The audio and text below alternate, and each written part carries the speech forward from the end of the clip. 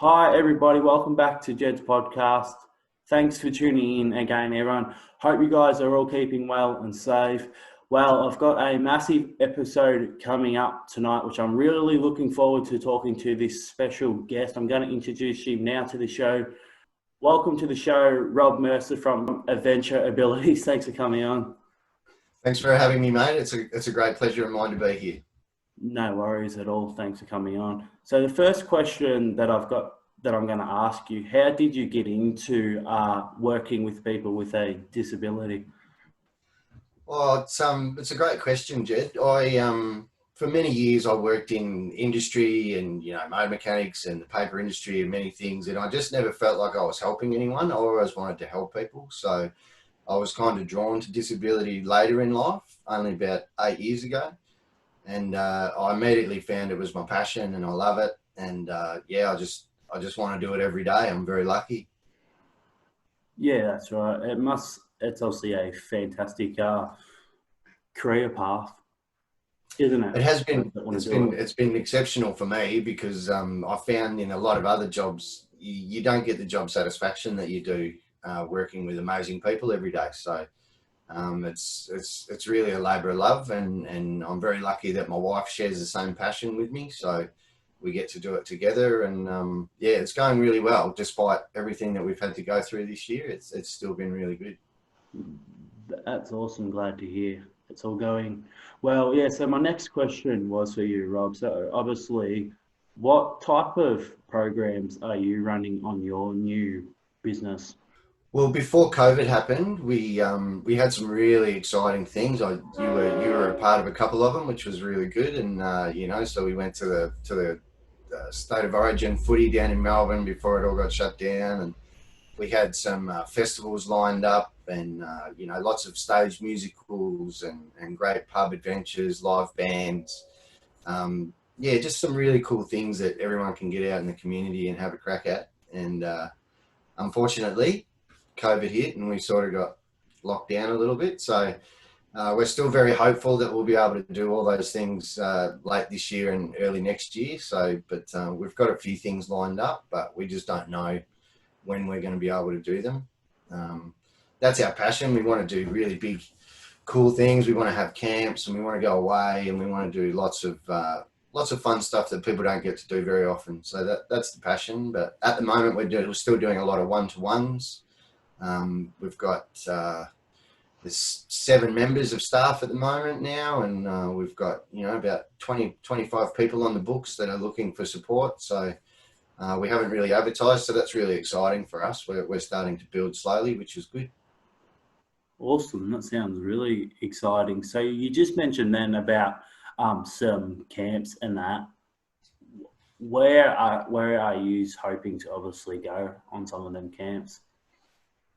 Well, the big picture is we'd love to go overseas one day with people. That would be fantastic, and wherever people want to go. At the moment, we're sort of planning some small ones, maybe to Phillip Island, and just some of central North Victoria, and just wherever we can sort of get to at the moment. But wherever people want to go is where we'll go. So on our website, people can contact us and say what they'd like to do and where they'd like to go, and then we can just put it into place and get them where they want to be. That's the dream. So Sounds really good. So you just mentioned then about your website and that. Whereabouts can people find you to look into it? so people can find us on Facebook, Instagram, and on the web. So our business is called Adventurebilities. So it's a bit of a tough word to say, but yeah, it's just adventure with abilities, Bilities on the end. So and they should be able to find. My wife's done a beautiful job of the website, and that looks pretty cool. So we've actually got some. If I bring it up on the other screen here, we went to Elton John um, in January this year, which was really cool. That was before everything sort of stopped. And then, as you know, we went to the State of Origin bushfire relief game. Ballarat swap meet. We had the Lost Trades Fair. We were just about to go to Shrek the Musical when that got cancelled, and then Ability Fest, we were going to Rainbow Serpent Festival. We'd managed to secure free tickets for Rainbow Serpent Festival, which was pretty good. We had the monster trucks, Groove and the Moo, Cirque du Soleil. So lots of really cool activities. But yeah, unfortunately, we haven't been able to do it. So hopefully, fingers crossed, everything will open up soon safely and we'll be able to do some of those things again. Yeah, that's right, Rob. Hopefully, we can start getting back to some normality of life, I suppose. Yeah, That's the best. As long as we can do it safely, mate, and everyone's looked after, that's all we can hope for. that's right. That's the main things. Yeah. So my next question was, you just mentioned earlier about you guys obviously offer some one-to-one supports. What type of one-to-one supports do you guys offer? We have female staff members and male staff members, so we can cater to a wide range of people, and we also have a bus that is wheelchair accessible as well. So anyone that uses a wheelchair for mobility can come in the bus, and we can basically cater any session to any of the needs that people have. If they whatever they want to do, that's our business model. Is whatever you guys want to do out there, and if you want to do it in a fun and safe environment, then we're the people for you to do it with. We want people to experience the best life they can every time they're with us. So that's our passion and that's our dream. So You guys do a fantastic job with that. So congratulations, thanks, mate. congratulations on all the hard work that you and Heidi have been doing, obviously behind the scenes.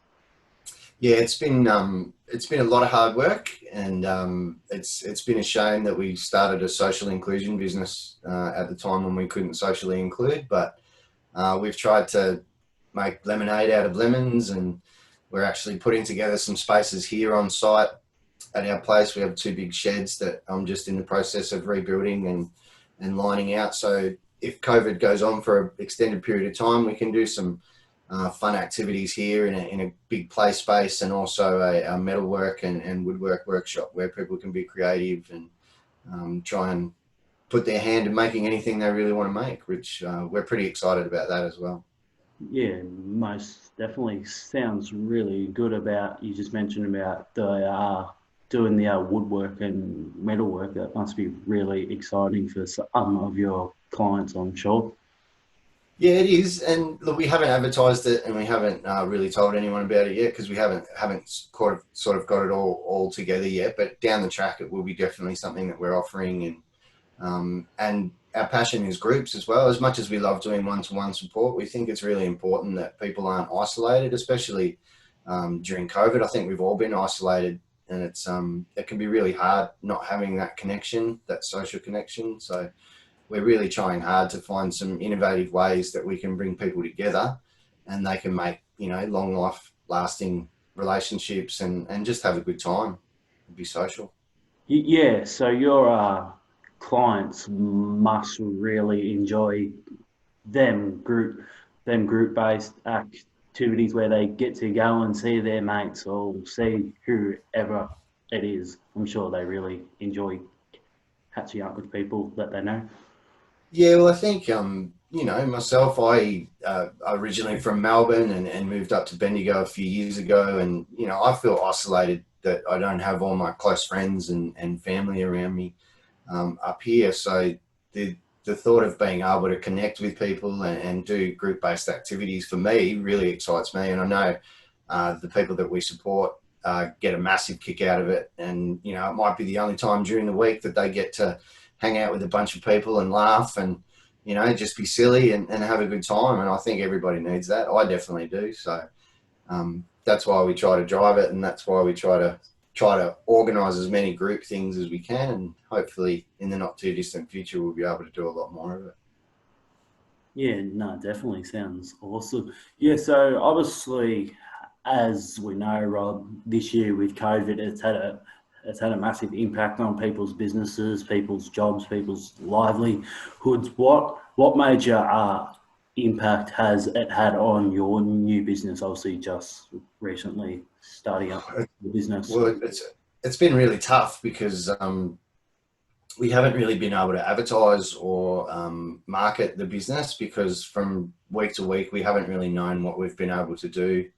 And even, you know, in our one-to-one supports, we're still quite limited for the activities that we could do outside. And so we've been doing a bit of in-home care and a little bit of, you know, sort of exercise-based programs. We started up a Tuesday program, which is sports-based. So we're hoping to get that up and running in the next couple of weeks, which, you know, we can have up to 6 or 7 participants on the bus.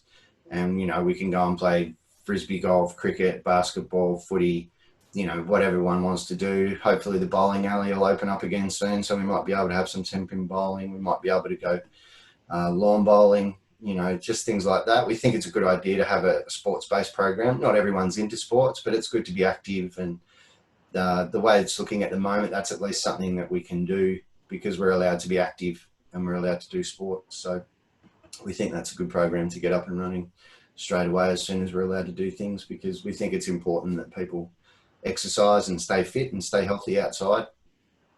Most definitely right there, Rob. It's really important for people to stay fit, but and healthy. But not only just that, it's really important for people's mental health, as especially in this difficult time for everyone. Yeah, 100%, mate. And that's why we really try to push the group activities, because we think the more engagement people can have together, the more connected they'll feel, and the less problems we'll have with, you know, that social distancing and things like that that people are really struggling with at the moment.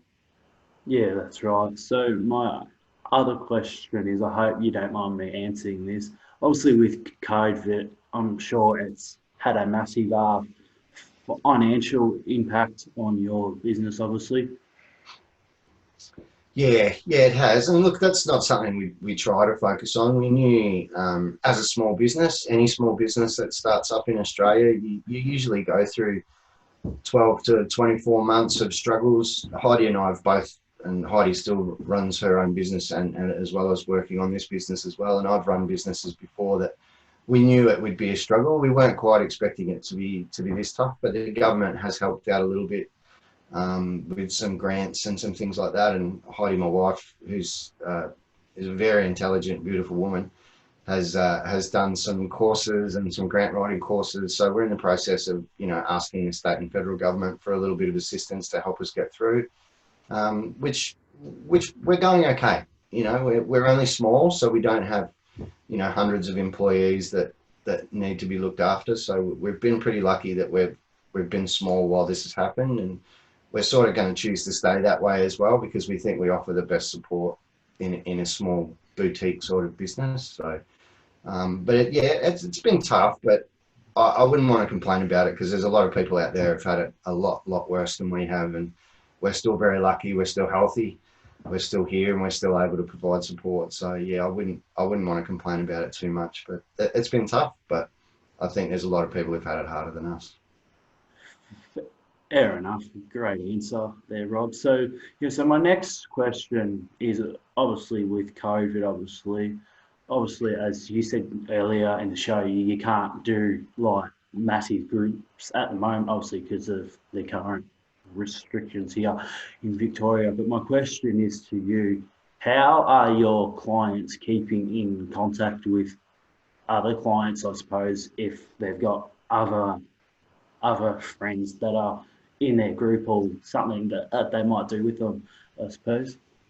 Yeah, well, I think that's a good question too, Jed. I think you're actually one of those really great people out there that likes to reach out and keep in contact with people. And I know, without naming names, is that there's a couple of guys out there that have been really thankful that you've been keeping in contact with them. And I'm really proud of you for doing that too, mate. Because sometimes the more isolated people get, the less likely they are to reach out. So you've been really good at that, and we're trying to build a bit of an online presence as well. So we haven't got there yet, but hopefully there'll be a point where, you know, our website, there'll be chats and things like that where people can just log on and chat to each other. And but, you know, hopefully within the next couple of weeks, we can start bringing, at least 4 or 5 people together, and that's a good start. And then hopefully we can build to some really big programs where, we could go on camps with 20 or 30 people. That'd be really exciting. That's the main game that we really, really hope for. But yeah, no, I've got to thank you, mate. You've been excellent in reaching out to people, and your support for the Are You OK movement and things like that. You're a great young man, and we're very proud to have you as part of the team. Thank you. Yes, yeah. So with obviously, as I just said about keeping in contact, I think that's really the most important thing at the moment. Just Yeah. checking on your mates, but not also just your mates. Make sure you're checking on your loved one, your family and your friends, and that too. That's the most important thing, especially during this difficult time that everyone's experiencing.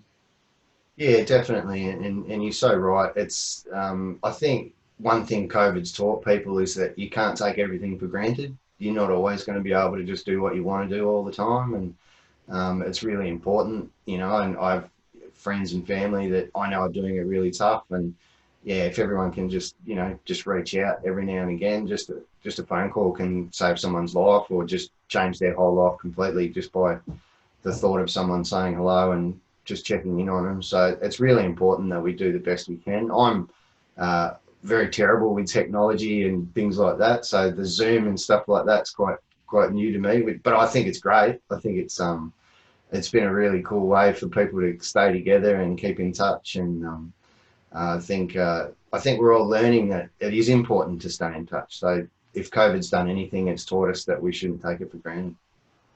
Yeah, that's right.